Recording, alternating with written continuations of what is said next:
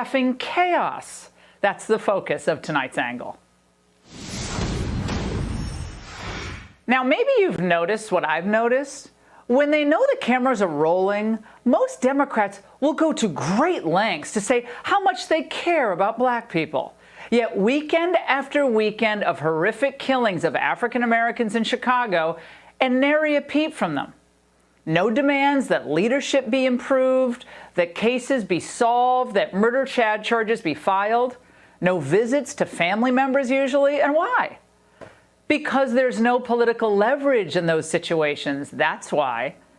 Instead, the same folks who complained about President Trump's walk across Lafayette Park pretend to show how much they empathize by just producing silly political theater.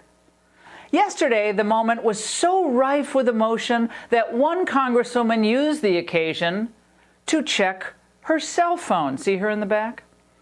And not only did the entire Democrat Party ditch social distancing over the past few weeks, now their leaders are totally fine with cultural misappropriation. Look at Nancy there.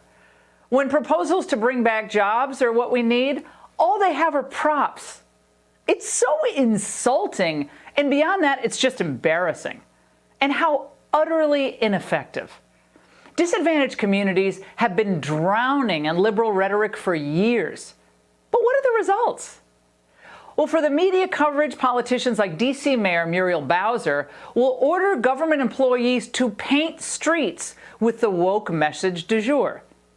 Yet what she does not want to defend is her party's opposition to school choice in the district, which relegates black youth to underperforming schools. Well, she hopes, I think, that if young African Americans end up believing that America is going to be always against them, that they won't notice how lame her own leadership has been. But when they don't know the microphones are turned on, we occasionally hear truth from prominent liberals in Congress, such as this revealing press conference about the George Floyd protests from New York Congressman Eliot Engel. And there's just too many folks here. I didn't have a primary when you care. Say that again? I didn't have a primary when you care. Don't do that to me. I guess Democrats think you're so stupid that you don't see through their pathetic play acting. And by the way, speaking of bad actors, here's Chicago's Mayor Lori Lightfoot.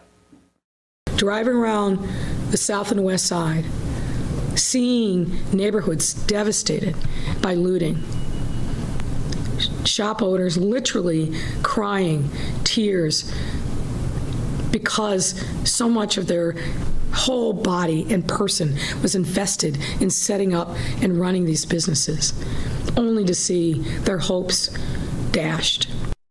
I thought you couldn't say buildings matter too. Well, my friends, what you just saw from Lori Lightfoot is a poor attempt at damage control. Because yesterday, everyone in Chicago, and even today, was talking about audio obtained by a local news station, TTW. And it was from a May 31st conference call between Lightfoot and the city aldermen. All of whom, by the way, are Democrats, mind you. Now, during the conversation, aldermen were literally crying and distraught over the horrendous destruction in their neighborhoods that they represent. My ward is a show.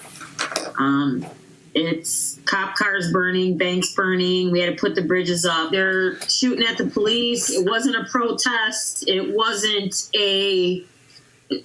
anything like this. Business owners that are sitting there with shotguns in their hand because they're scared somebody's going to come. You know, it's like, what are we going to have left in our community? Nothing. And you want to know something? I've worked really hard over the last 7 years. Yeah. And now I feel like I'm 5 feet back, five steps back. I'm ground zero. That's how I feel about it. My major business district is just shattered. You lose the 2 biggest icons. Why will Walmart or CVS come back to our communities?